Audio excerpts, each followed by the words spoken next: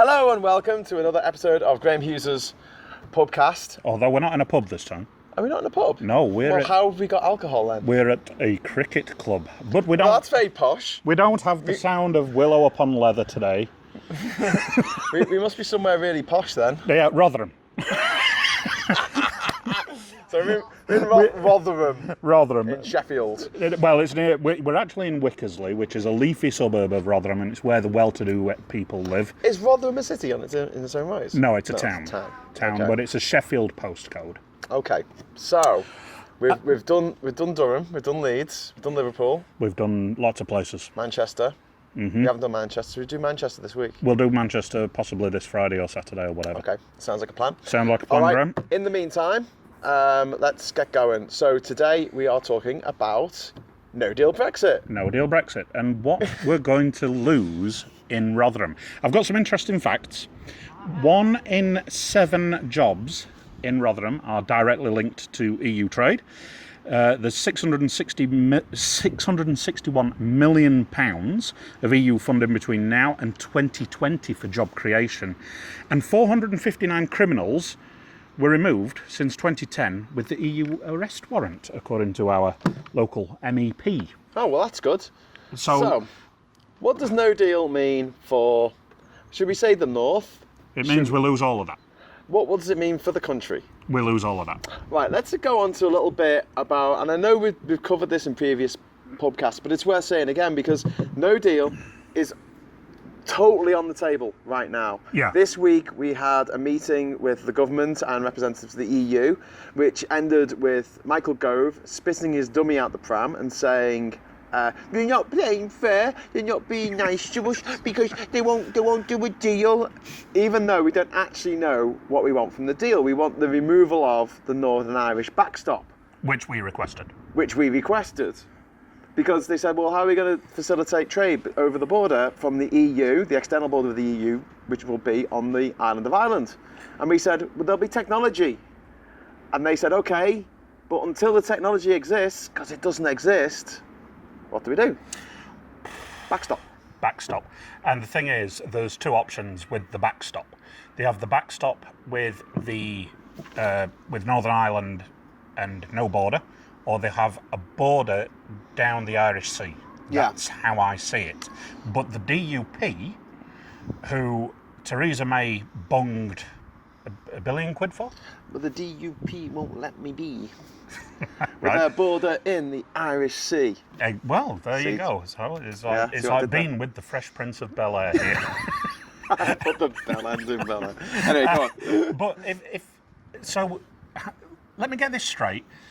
Theresa May bunged a few £1 billion to the DUP. billion. It was £1 billion.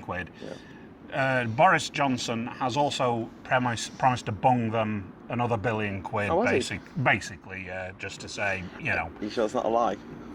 Like the one about the NHS. 1.8 billion extra money. When I went to school, £350 million a week, times up by 52, is £18 billion a year. So where's that? It just said let's spend it on the NHS. It was just a suggestion. Yeah, because we didn't have it to spend because we don't actually send half of that to the EU at the moment, and we never have with rebates and things. So let's say it's half, so that's £9 billion, and he's found another £1.8 billion, which was actually already there because it was from savings that the NHS had already taken. Yeah. It was cuts and savings that they'd already made, and they put them.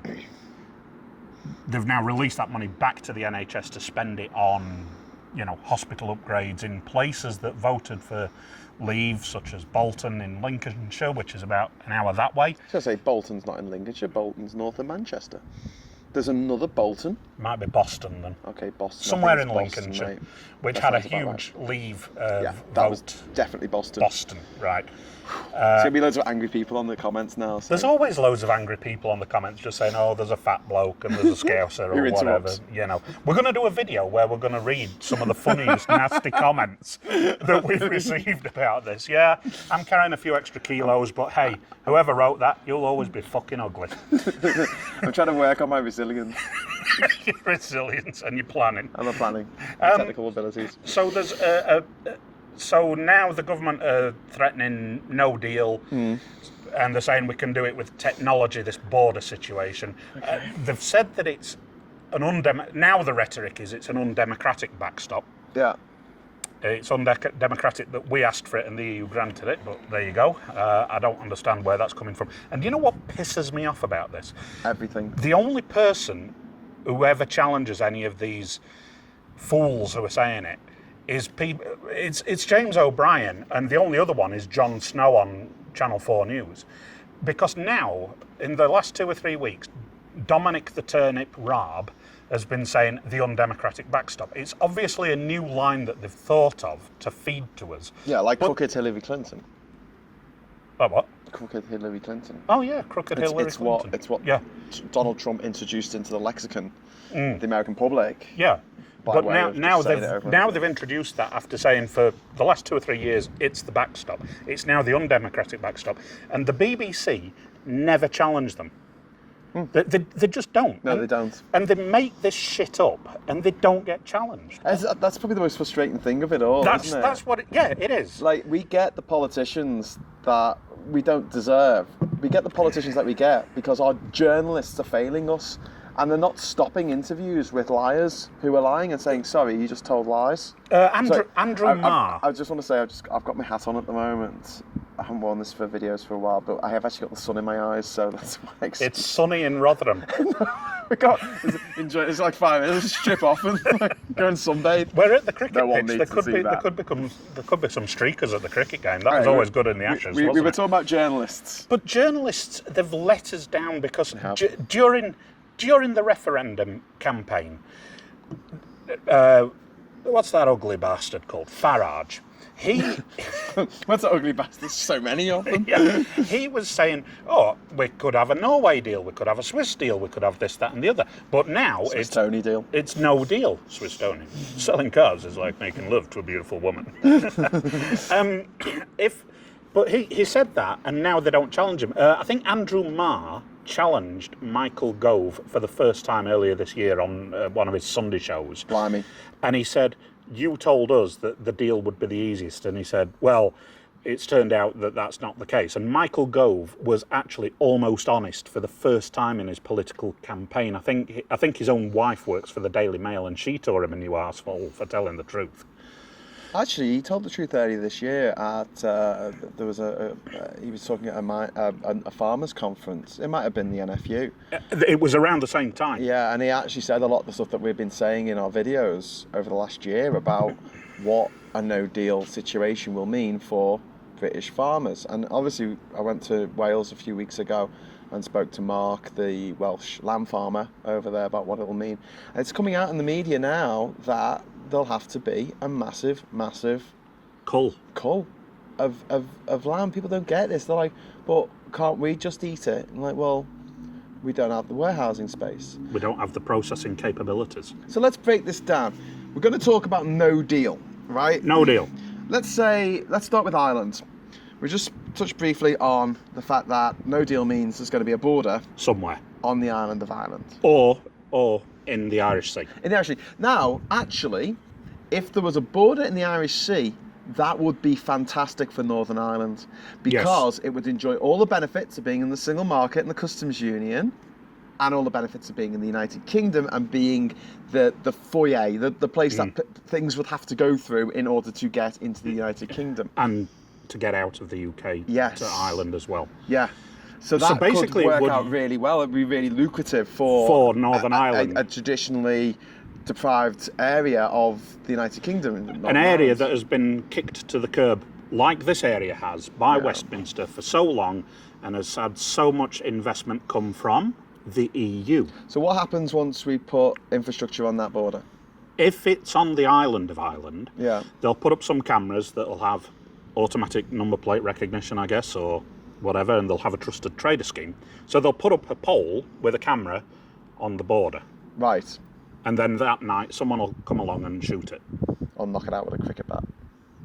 Yes. Yeah. But then that'll mean that they'll have to install a new one, and they'll have to put some barricade around it to protect it. Now, let's be clear. When we say in the Good Friday Agreement, it doesn't actually mention there can't be a border because it was never really thought of. I spoke to a guy who helped write the Good Friday Agreement, and it was just taken as granted. Yeah, it's a shame Dominic Raab didn't read it. No matter what happened in the future with Northern Ireland and whether it became part of the Republic of Ireland or whether it stayed part of the United Kingdom, it was always assumed that we'd both be in the EU. In the EU. And that underlied, is that the right word? Underpinned everything that's written in the Good Friday Agreement. But it does mention infrastructure. So, how do you have a border without infrastructure? You don't. You just can't, can you? Even with infrastructure, unless you actually have a physical person opening the boots of cars. And the backs of trucks. How do you monitor what's coming in and out your country? If you can't monitor what's coming in and out your country, good luck getting a trade deal with anyone, because how do they know if you're keeping to the quotas? But don't forget that the Good Friday Agreement that Dominic the Turnip Raab didn't read, that is underwritten by the United States of America. That's another interesting point. And Congress have said they will not grant any trade deals to the UK if we are seen to be in breach of the Good Friday Agreement. So President Fart's warm words to Prime Minister Cox, reaching out to him now, his warm words. Prime Minister Cox. Yeah, Johnson. Yeah, just Cox, not Cox. It's not Johnson's. Well, it's Johnson apostrophe S. It's not the dry cleaners. But anyway, he's not going to. He'll never get it through Congress because he hasn't got the numbers to get it through Congress, and Congress has actually got more integrity anyway, and they stand by the Good Friday Agreement, which our government doesn't seem to do. So if Doesn't it go through the WTO? Well, the WTO is something else, isn't it? That just sets the trades and tariffs that we have to impose. It also facilitates the writing of the drawing up of trade agreements. Yeah. Between nations. Yeah. So that's why it existed. It grew out of GATT, the General Agreement on Tariffs and Trade, which was set up in the 1940s, which then became the WTO in the 90s. In the 90s, pretty yes. recently, actually. Yeah, I was surprised at how recent that was. Well, the idea was to reduce tariffs. Okay, so let's have a quick word about tariffs, because we've discussed Northern Ireland and what's going to happen on the border. Yep. If we put anything on the border, it's going to get shot at. And then it will escalate because they'll put up barriers around it and that'll require a bomb. Yeah. And then they'll put people there to guard it and they'll end up getting shot so they can plant the bomb. Yeah. So, and you don't have to take our word for this. There was a guy getting interviewed by Emily Maitlis on Newsnight just last week, and it's about 6 minutes long. It's on YouTube. In fact, I'll get Graham to post a link down here. And he actually wrote the Good Friday, or was instrumental in the writing of the Good Friday Agreement, and he says this will happen. Yeah. If there is any kind of infrastructure, any kind. And don't talk about moving it 20 kilometres away from the border to a warehouse. It's a border. Yeah, physical infrastructure. Yeah. Okay, so there's that. Now let's talk about the WTO for a little bit. So the WTO, like I say, came into existence in the 1990s, as we know it now. Mm-hmm. And it essentially sets a baseline. It's the maximum tariffs that countries can charge. Let's just talk about tariffs. Yeah. Tariffs are import taxes. Yes. That at one time in history, all countries pretty much charged. The only way to get around these import tariffs was to take over the country, like what Britain did with the British Empire, or what the French did with the French Empire. Mm-hmm. In order to eradicate tariffs, they just turned up with an army or a navy and a flag. And took over and brutally enslaved the people of that country. Usually. Yeah, well, yeah, they did. Yeah. Well, from what there's some degree of that. So why do people have tariffs? Why do countries have tariffs? Well, because there's nothing unique to any country, really. I mean, there's a yogurt that can only be made in Bulgaria because of the bacteria that appears naturally in the air. And there's that coffee that the beans of the coffee go through the Philippines, through the digestive system of some kind of animal. You know. Yeah, it's a little rodent. Yeah. So. Yeah, but you could take that rodent and put it in another country. What you mean, like they did with the possums in New Zealand? It's never a good idea. Just I know it's not a good redistributing idea, but biology. if you really wanted your poo coffee, then it's possible. The point is, stuff like sheep and Lamb. Yeah. Beef. Well, that is sheep in it. Beef. Beef. Agriculture. Milk. So grain, flour, Chicken. can all be pretty much made in pretty much any other country in the world, so long as you're not a desert. Yeah, New Zealand produces the annual sheep census is always big news, and they had 71 million sheep in the 1970s. I think they're down It's to a about population of 4.5 million people. Isn't it? yeah. Nowadays it's like 30 million sheep to 4.5 million people, but it's they. But the thing with New Zealand is that they. I think one of my clients there used to produce. Used to slaughter 31 to 33,000 sheep per day. So that coming, we can already buy New Zealand lamb because the EU has a free trade agreement with New Zealand. Yeah. Well, not a free. No, it's not a comprehensive free trade. No, it's not agreement. comprehensive, but we can have still it. buy it. They get tariff-free lamb, a certain amount each year, which is dictated by a quota. So any And that's for there the to- first so many X thousand tons of lamb is tariff-free, and then after that you pay a tariff. And that is throughout the EU, and that Yeah. is after that it's a 40% tariff, is it? Well, the WTO maximum tariff on lamb ranges between 40 and 50%, depending on the cut of the lamb. Right. On frozen beef carcasses, for instance, it's 160%. The WTO tariff on car parts and finished cars is 9.8%. So if you imagine that no car is made from scratch in the United Kingdom, so we'll be paying 9.8% on all the tariff stuff coming in and all the stuff going out. But we're talking about the fundamentals of tariffs, why they exist, why we have them. And the reason is to protect our industry. Our own industry. Because, So the EU is protectionist. yeah, there'll always be a country where it's cheaper to make something, whether it be clothes or automobiles. Chlorinated chicken from America. Chicken, yeah. And so in order to protect us from being flooded with these Cheap imports.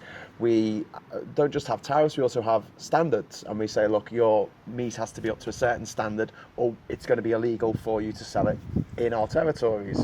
And this is how the world worked for many, many years. Now, the EU blew that out the water by saying, let's all get together. No tariffs, no quotas, no taxes. No taxes as you go over the border. Same value-added tax level, roughly throughout the EU. It's 19 to 21%. And the four freedoms: the freedom of movement, the freedom of movement of capital, freedom of movement of People. goods and services. Yeah, that was the first one. Wasn't it? Yeah. So, so when it comes to these tariffs, Yeah. if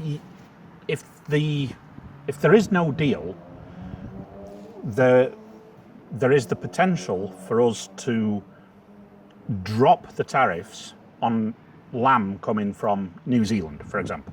Yes. But we have to do it for lamb coming from anywhere in the world. That's correct, because of the most favoured nation Rule. rule. But WTO. that doesn't mean that the EU would have to reciprocate with our Welsh farmers or our lamb farmers. And it won't. I mean, it can't, can it? Because if it did, Well, it could, but they won't. no, because if they did under WTO rules, that unelected bureaucracy. Yeah. Under WTO rules, they'll have to accept lamb from everywhere else in the world. Oh, right. So they'd have to accept tariff-free lamb from New everywhere. Zealand Yeah, as 'cause well, they're under- and Australia as well. They're part of the WTO. The EU is part of the WTO. Yeah. So 22 members of the EU are part of NATO.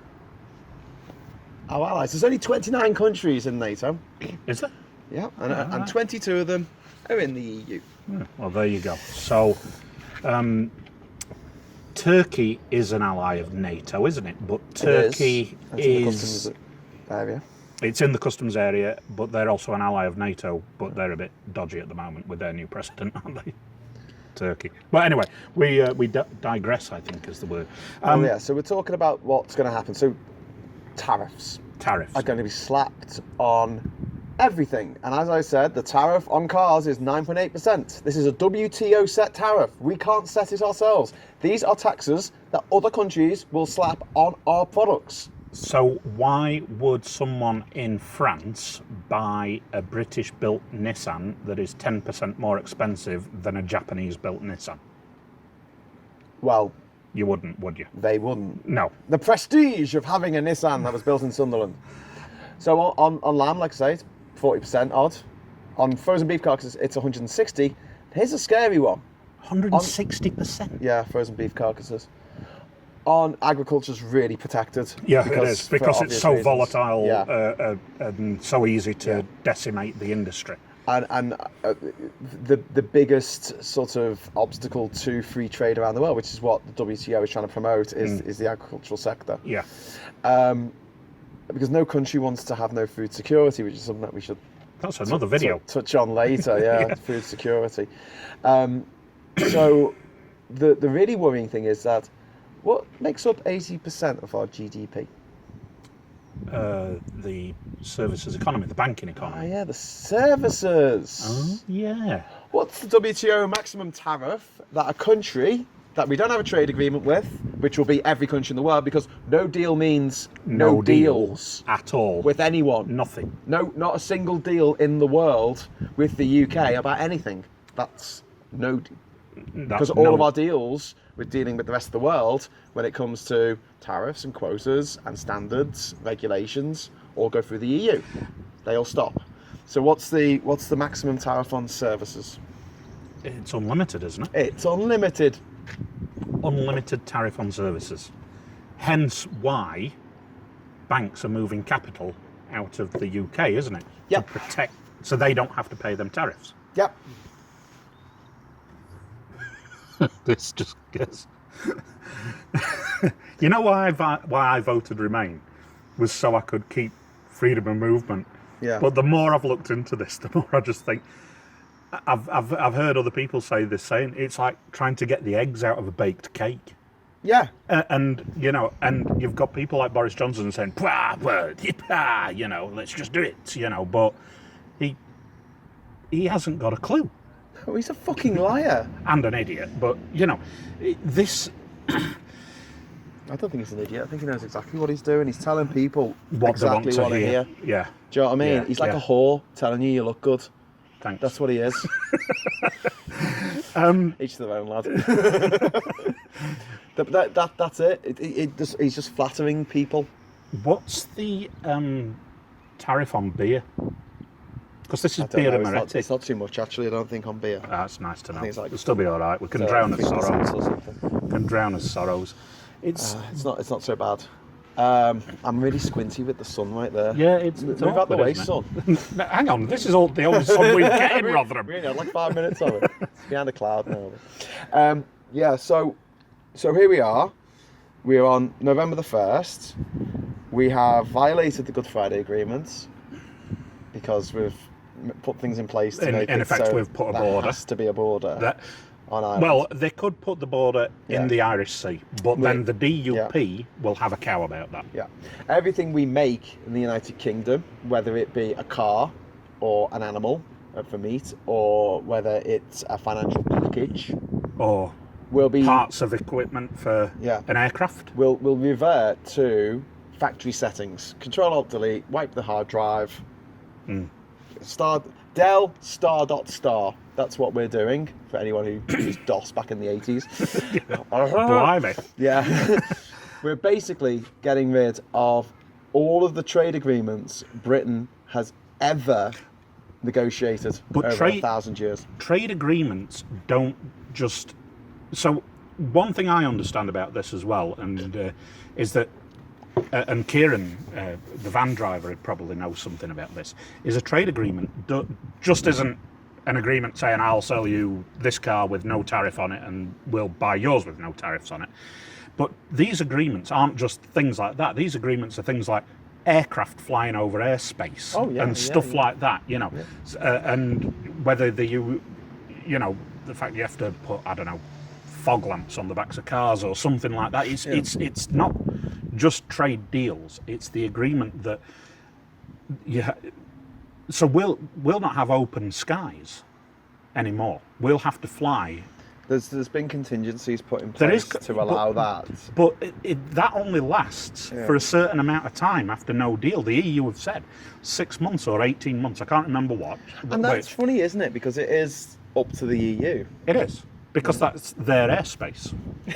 No, but everything about this from now on is up to the EU. So when we talk about the contingencies that have been put in place, it should allow a bit of a transition period for certain things like aircraft. flights and stuff like that. But for the basic stuff of stuff coming in and out of the country, we're stuffed. And the latest figures that I've seen for companies that have got in touch with the government and said, what are we going to do about no deal? It's something like 792. It's a ridiculously low number of companies that have actually asked for help. Meanwhile, there's over 100,000 small to medium enterprises in the United Kingdom that rely on free trade with the EU. We're walking away from all that free trade. We're also walking away from free trade from all of our other partners that we have through the EU, like Such Switzerland, like Norway, like Iceland, New Zealand, like Canada. No, we don't have a free trade deal. Oh, sorry, Singapore, Japan, South Korea, and Japan. Yeah. Don't forget, Japan's twice the size of the United Kingdom. The economy is twice the size of the United Kingdom as well. It's the third biggest economy in the world after the US and China. Now, the idea that we're going to replicate what we have with the EU, with the countries that remain, is a bit mad. Unless we get a really great deal with China, highly unlikely. Yeah, but the thing about China is that highly unlikely. The good thing about China is that they've got a very big economy. But it's only big because of the number of people that are there. Yeah. Their GDP per capita is something like $8,000 per year. Yeah. Whereas the average GDP in our biggest trading partner per capita is $38,000 per year. Yeah. So they're not going to be buying many Sunderland. I think it's more than that. But I did a Google search on this the other day.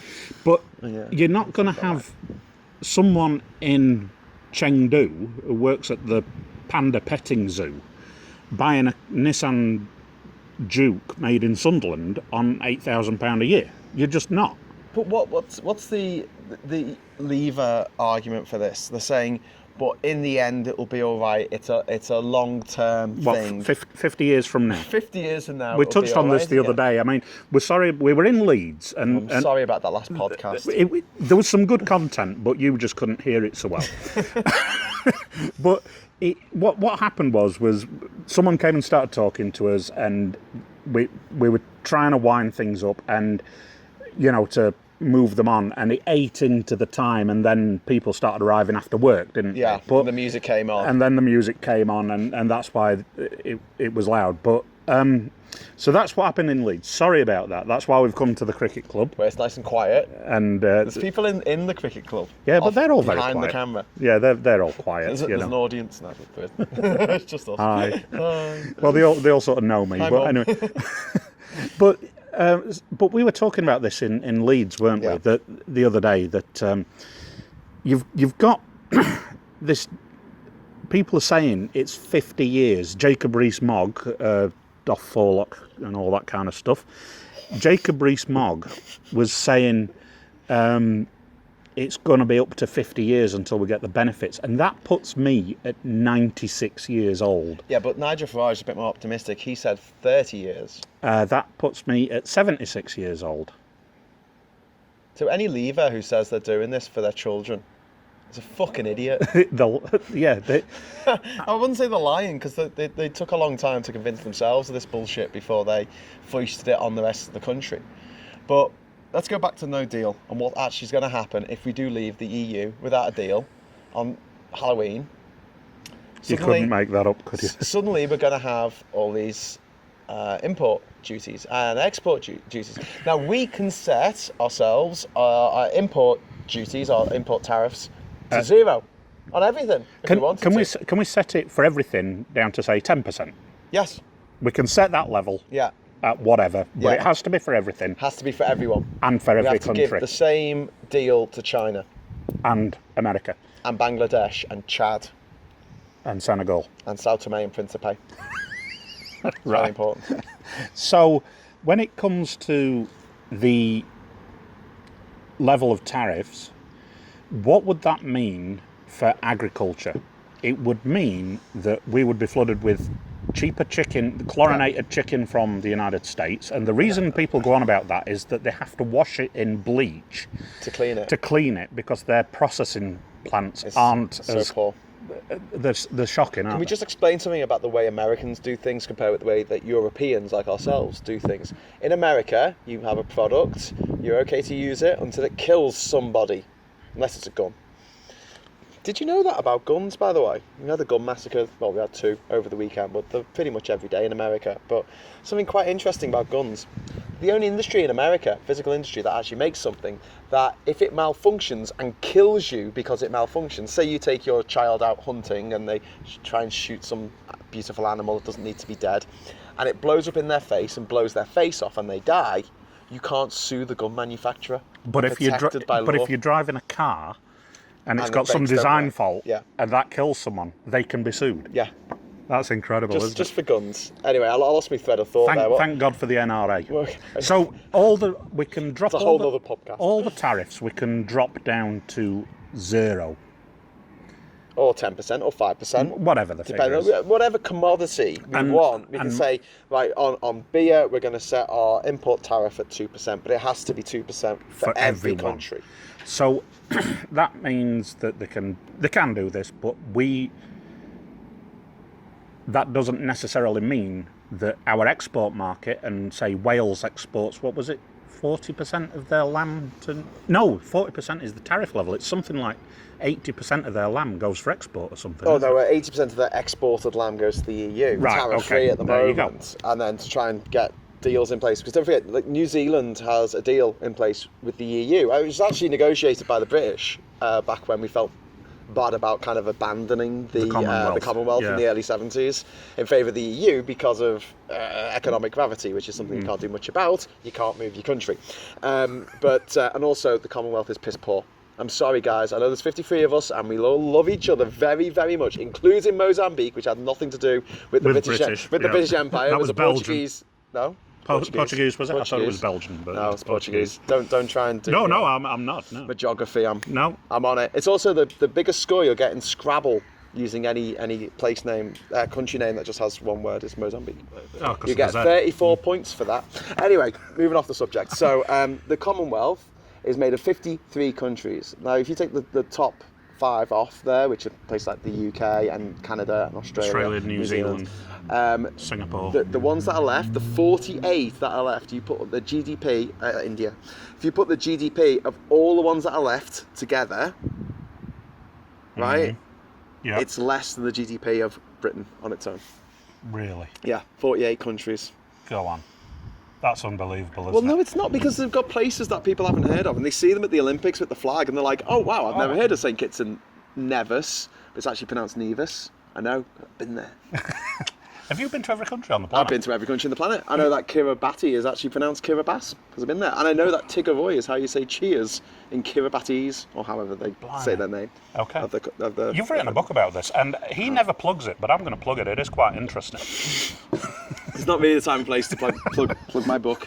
Yes. Well, people grumble about it, so I'm going to give them something to grumble about. So anyway, talking about what's going to happen if we have no deal. So we have these tariffs that get slapped on all our exports.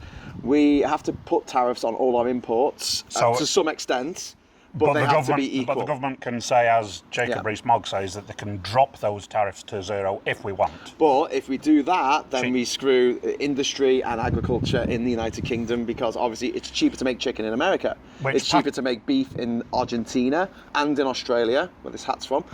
And Patrick Minford, who is the ERG's favourite economist for Brexit, actually admitted that the first to be decimated would be our agri-food sector, and the second would be our manufacturing sector. Yeah, I think you were a bit unfair saying admitted. He was kind of delighted in the fact that he admitted it with a great deal of glee. UK manufacturing. We're getting everything blow away here. I know, it's fine. It's got nowhere to go. It's got fuel behind us.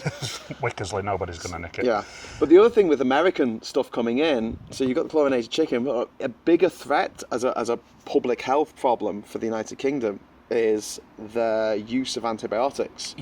Which is quite restricted here in Europe, but in America and Australia in beef. Because what I was going to say about American, when we got distracted about guns or something, in America you're allowed to sell something until it kills someone. In Europe, you have to prove it's not going to kill someone before you can sell it. And that's a huge difference. And that's why you can't get genetically modified crops in Europe, which I kind of disagree with. I think we should have genetically modified stuff. Yeah. I have no problem with it if the brainy people decide that it's okay, why well, not? yeah, there's a big argument for golden rice being sold in Asia where people have anemia, I think it is, which comes from a certain vitamin deficiency. So they've made genetically modified rice that has this vitamin in it. And for all other things, it's the same. But that's a benefit of it. Yeah. Why are we scared of this?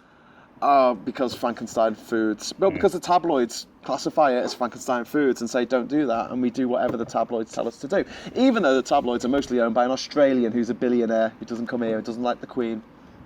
Rupert Murdoch. That's the badger. Is he the one who said, I don't like Europe because I go to Brussels and they won't listen to me? But Yes, if he did. If I go to Downing Street, they do anything they say. Yes, that's him. It's also the end of the sun, so... He also owns the Times. Hello, Yeah. Rupert from Liverpool. Hope he dies soon. Yeah, well, yeah, he's... yeah, don't get me started on him.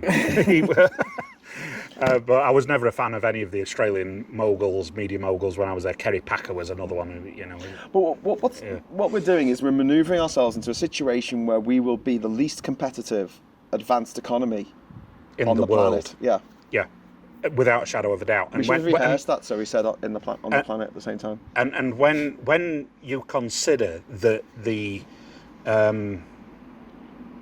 whole GDP per capita, the whole GDP of Africa, the continent of Africa, The whole thing, 54 and a half countries. is 2.1 billion per year, and their average GDP per capita is $1,700 per year. Wow. And I think this is in your book. The whole GDP of France in 2017, which was the last figures I could see, was $2.8 billion. Yeah, so basically France has a higher GDP than a whole continent. than the whole continent of Africa. And people are saying that we can deal with all these other countries. They don't have the money. They don't. I've been there, and they don't even have the infrastructure to take the ships with our stuff on the ships. And because the ports are crap, the roads are crap, the railways are crap, the governments who run a lot of these countries are incredibly corrupt, so you're not going to get anything in the country without paying a shitload of bribes, which is basically a tariff.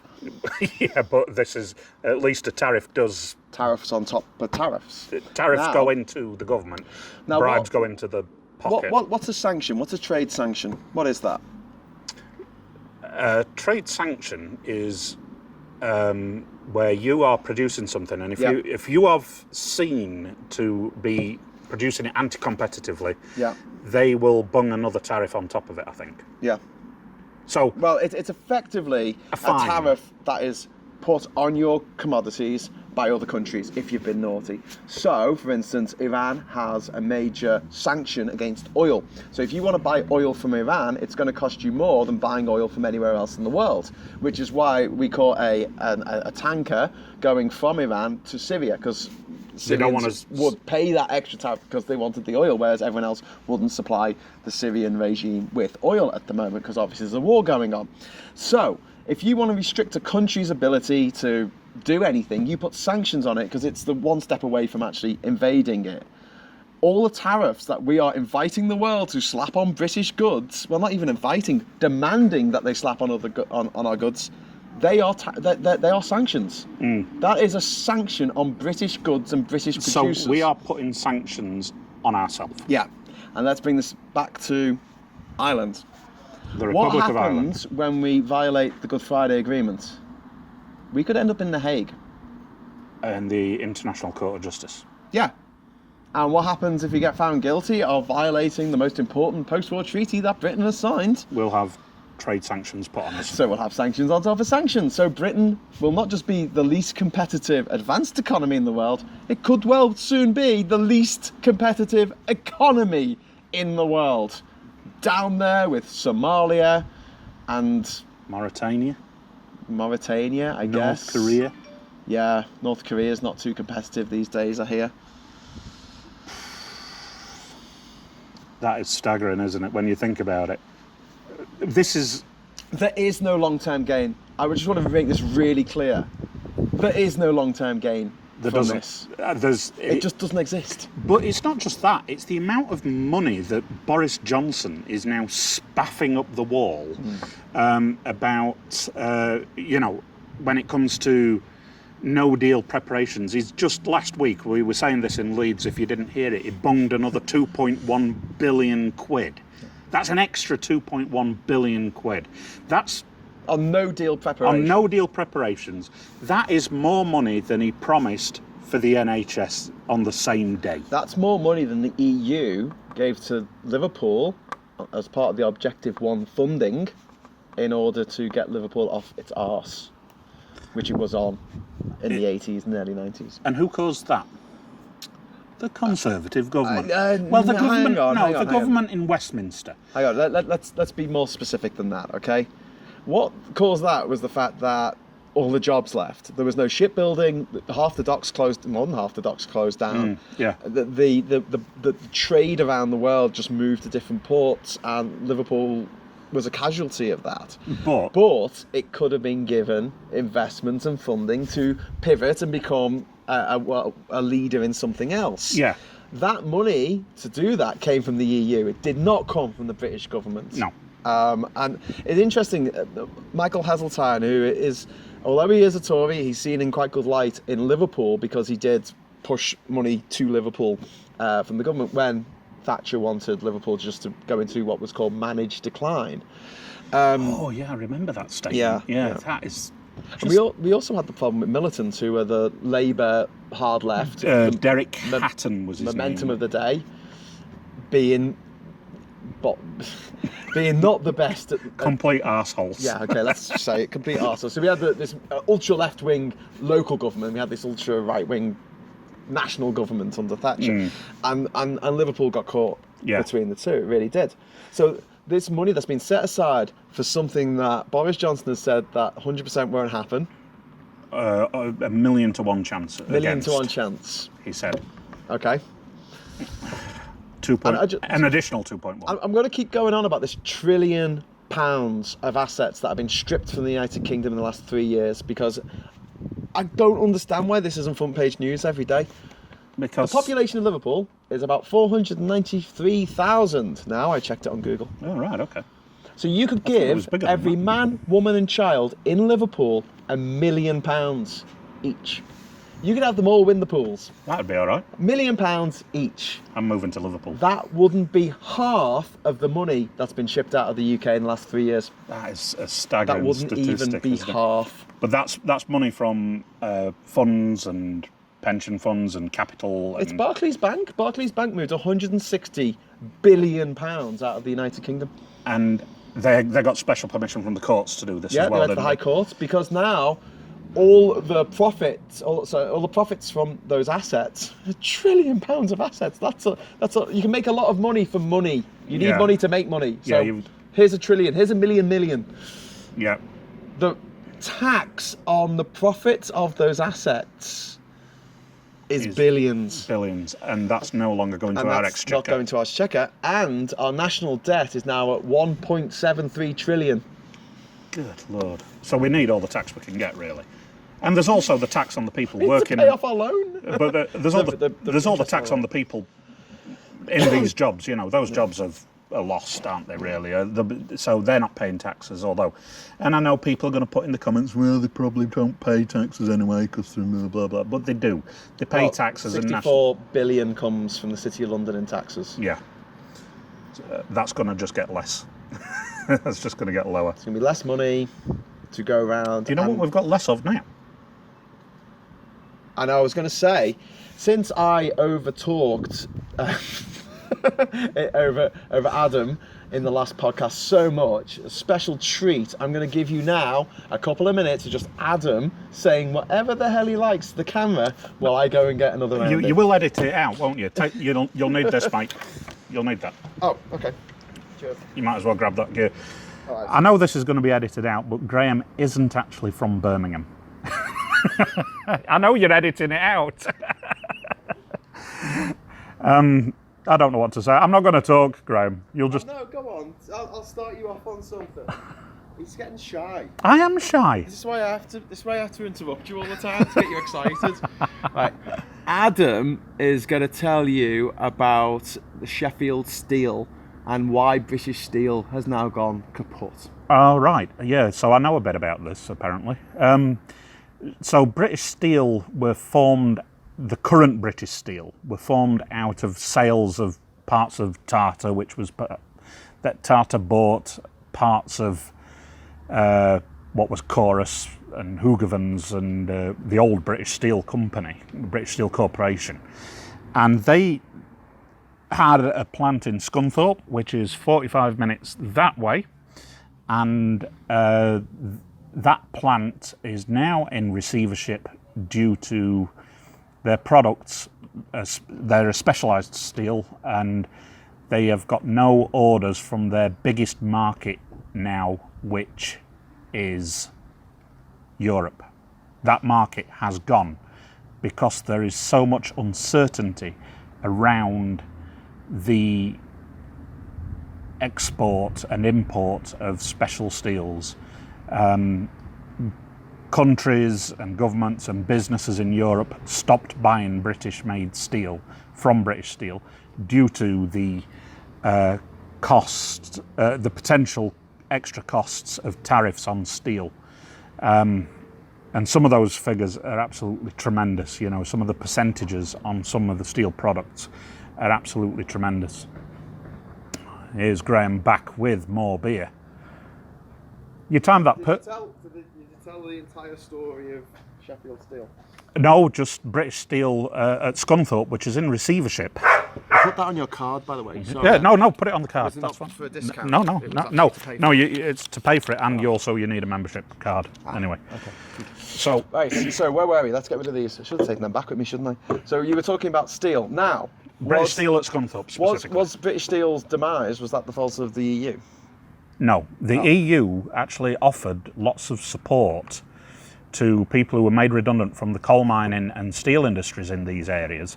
And when I got financial support from the EU to retrain, I'm going back many years now, and then do you know what really annoyed me about that? Was I didn't realise this, but the EU said, or as it was the EEC, we'll pay for your training, so we'll pay for you to go to college or but not do your this course. Train fare. No, they paid you. They'd pay your travel costs, and they paid you up to 85% of your salary. But so we weren't on the unemployment benefit in the UK. The EU was subsidising us education. But two guys from one of the coal mines around here went and did the commercial pilot's licence, and that was all paid for by the EEC. Why is that a problem? You need pilots. No, because I never thought of doing it. And I thought, damn, if I'd known about that, I'd have done that. Retrain as a pilot. That would have been cool. I mean, at the moment, that's about £100,000 is to retrain to get multi-engined and pilots. That's fine. Thank you. Just had the empties taken away. Let's talk about the trains for a moment. Britain's pulling out of Interrail. Oh yeah, that was announced today. There's another gift for the next generation. Another gift for the regions. The slogan on the side of the bus has just been "fuck the kids." Yeah, your grandchildren are going to be royally fucked over by Bozo Johnson. The EU's bringing in a system where everyone who turns 18 as their 18th birthday present from the EU, as an EU citizen, they're going to get an Interrail pass. Oh. So they can travel around Europe for free. And if you couch surf, you can stay in places for free. Yeah. If you know how to play a guitar, you can probably busk and get your food for free. Yeah, exactly. Get your camping site paid for free. And you can work in all these other countries, so you can pull out a guitar at the moment and play. We're pulling out of the Interrail scheme. You know, it's just destroy your kids' futures. Why don't you just destroy? And your grandkids. I think foul. that's just so heartbreaking, isn't it? And let's keep going because we're up to about 50 minutes now. 10 minutes, and people say we go on too long. We do go on too long. It's because we go on too long. But let's talk about EU citizens' rights here in the United Kingdom and British citizens' rights in the EU 27. If we leave with no deal. What happens to people working in the EU? There could potentially... British people working in the EU. They could be potentially... I'll remove the Republic of Ireland from this at the moment. Yeah. Because the common travel area Yeah. will still apply after Brexit. Which applied before Brexit, by the way. The common travel area between Ireland and Britain The UK, has been there since Ireland 20s. became an independent since country. 1921 21, 22, whatever it was. Yeah. Sorry about that. You know, if I know someone will say it was 1921. Accuracy. You know, whatever the day was. You know, We should have like a third person where they're just on the computer and we can just check everything as we're saying it, just to, you know, save ourselves from the YouTube comments. No, which we do read, you know. We do read them. We do read them. Yeah. Cry ourselves to sleep. Yeah. This is me looking devastated. Fat bloke. You know. So if you're a UK citizen living in the EU at the moment, there's a good chance that come November, your employer could tell you to fuck off, and you'd have... Well, not even your employer. Your employer's Government? client. Or the government. Because it was my employer's client that said, we need those Brits replaced to ensure continuity of service. So take them back to the UK. They were on a rotation, and they had to be found jobs back in the UK. Yeah. So there was a restructuring in the company. What about UK pensioners? Well, now I know something about this because those of you who are in the Plan B lounge and in the 48% groups on FaceTube or whatever it's called, they... You love that joke, don't you? It got some comments last week, but they were... I know something about this because my father, who is 82, he's 83 in October. Now Mum died. He's found his house is really too big. Well, it's the garden's too big for him. So he's decided, because he says the country's going to hell in a handbasket, I think is what he said. He's decided to move to France, which he loves. And he said, I'm doing my own exit from Brexit. And we're looking into it all, but I've already been told by Nellie, if you're watching this, Nellie, hi, I'll see you soon. But I've already been told by her that his private medical insurance, if there's no deal, will be £500 to £600 per month. Fucking hell, are you going to say per year? No, per month. Because of his age and pre-existing medical conditions. Oh, wow, you're so fucked if you voted for Brexit and you live in Spain and you're retired. And, oh, wow. Yeah. Oh, my God, I feel your pain. I'm sorry. I'm so sorry if you didn't vote for Brexit and you live in Spain. Oh, my... Kick your neighbours. Yeah, she was telling me just yesterday, £600 to £700 or £500 to £600. Have we fact-checked this? Is this definitely right? Because they're trying... Nellie, everything right on this. Nellie is intelligent. Nellie, if you're watching this, please put the facts in the comments section. I'll copy and paste it into the actual description of the video if I notice it. So, basically, UK citizens living in the EU are screwed. Unless you've got a king's ransom, and then you can get what they call one of those golden visas. What about EU citizens living here? Well, the government supposedly has said we'll enshrine their rights, and that was a shambles in itself, wasn't it? Because status. I made a couple of videos with Cozy doing Cozy, and Cozy has found it basically it's heartbreaking that she's had to sort of prove her own worth to stay here when she's legally here. And she has 2 children here. And she's got a British husband. Her husband's from Scotland, which will become an independent nation, I think. So as a result of no deal, we're going to lose Scotland and Northern Ireland. And Northern Ireland. So we're going to be England and Wales. And possibly Wales. Like Trinidad and Tobago. Yeah. Like St Kitts and Nevis. You love San that, Tomé and Principe. And... Come on, what are the countries that are like, you know, Morecambe and Wise? New Zealand. No, what we want to do is do what they did in Tanzania, because Tanzania was Tanganyika and Zanzibar, and they put them together and made the word Tanzania. So we should do that with Wales and become Wangland. Well... There's a few wangs in the government here, isn't there? There is indeed. So, we're going to wrap up soon. So the government are supposedly saying that people will have their rights enshrined here. But I think the genie's out of the bottle here, isn't it? Because a lot of the people have already left. My brother's a quack. He's a physician, actually, but I say he's a quack. And he works at Barnsley General Hospital, and he's a consultant in elderly care. And he was saying that half of his team have basically left since the referendum result. This is people who are looking after our old people, have pulled up stumps because they, A, didn't feel welcome anymore, and B, felt worthless, absolutely worthless, you know.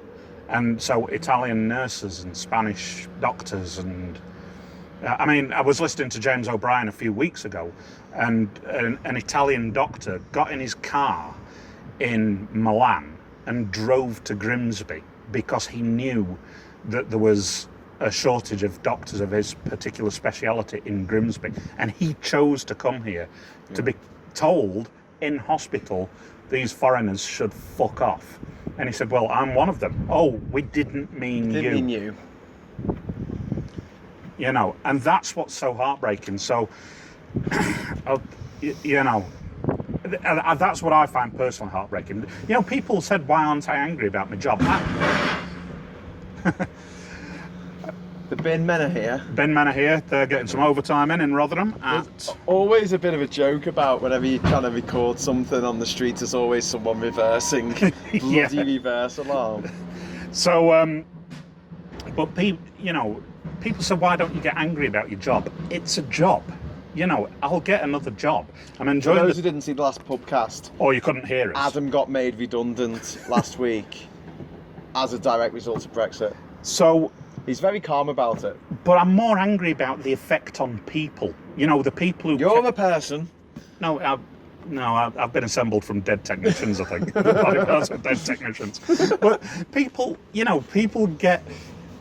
You know, it's the tearing families apart. You know, and it's. Yeah.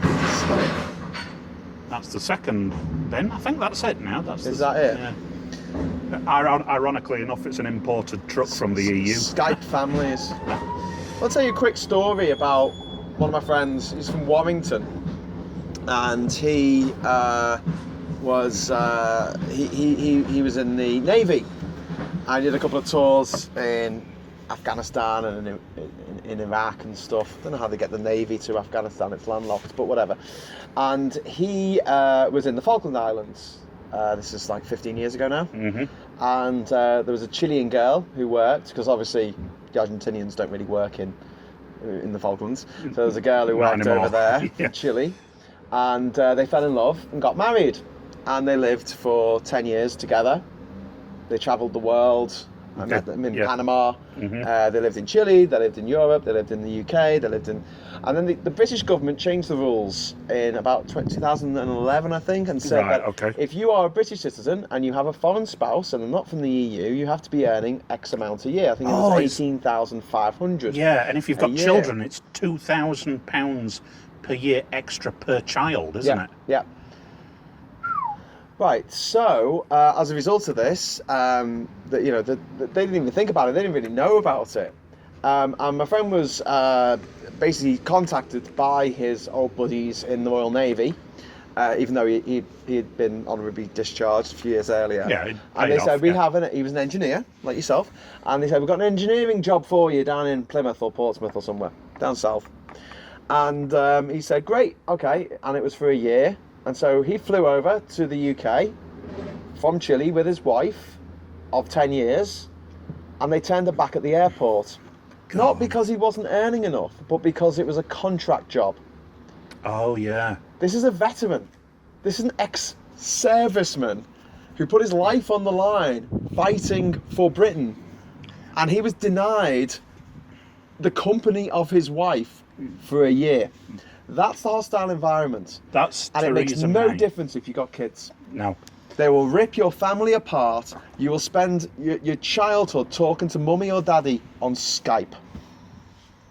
Now, I just heard the sound of willow on leather or leather on willow. You're very easily distracted, aren't you? No, but it's terrific, isn't it? We're in a cricket club. You've got to say these lines in cricket clubs. I think at one time I'd like to talk about the effect on families. I mean, we know some people who have got EU spouses and non-EU spouses. Yeah. And I'd like to talk about the effects that it's having on those people, because it must be... I mean, there's the tension that they've got with their in-laws as well, like, oh, we didn't mean you, you know, and do you know what I mean? It's just bizarre, isn't it? We meant all the other dirty foreigners. Yeah. So, but on that note... Well, there is more I want to talk about. I want to talk about Labour's response this week about saying national government. Government of national unity, yeah. But I think we should just keep this podcast about no deal and what it's going to mean. So, it's going to mean that Britain will become the least competitive advanced economy in the world. There's only 35 advanced economies in the world, according to the IMF, that are independent nation states. Only 35, plus Puerto Rico and Hong Kong, which are not nation states. So 35. Of them, 27 are in Europe. Okay? 27 or 28? 8 that are left, we have, through the EU, comprehensive free trade deals with 4 of them. That is Canada, South Korea, Singapore, and Japan. There's only 4 left that we could possibly get a deal with, and that is the US, Israel, which you have an association agreement with, Australia, and New Zealand. And the US have already ruled out a trade agreement on the basis of breaking the Good Friday Agreement. And just by the way, the population of New Zealand is fuck all. 4 million. And the population of Israel is fuck all. And there's 25 million people in Australia, which is not a big population. It's about a third of the population of the United Kingdom. So there we go. And they've got gold and uranium and all the sheep they can eat. And diamonds. And diamonds. And sand, lots of sand, and Mad Max crazy people dressed up in dressed like S&M. That. I never dressed weirdness. Like that. I never dressed like that. Yeah, and they've also got snazzy hats. Yeah, I've got a few myself. Made of kangaroos. Oh yeah, that's kangaroo leather. Yeah. Just getting that across. Kangaroo. Authentic. Have you eaten it? Kangaroo. Yeah, I've had kangaroo. It's lovely. Anyway, right. So I think we'll wind that up now because we've waffled on for about an hour. We have indeed. But yeah, so should we meet up again? I think so. So I'm in Manchester on Friday. I'll give it a go. Yeah, and then we can talk a little bit about Labour. Because I really want to get onto this. There'll be more bullshit come out about Labour this week. Well, there already has been bullshit come out. I think there's going to be even more. I think there's going to be even more. So let's oppose the lack of opposition. Yeah, good as gold. That'll be the next one? Yep. Yeah, okay. All right. And in the meantime... We're not saying the B word, are we? No, we're not. So here's to the EU. Here's to the EU. Cheers. Cheers.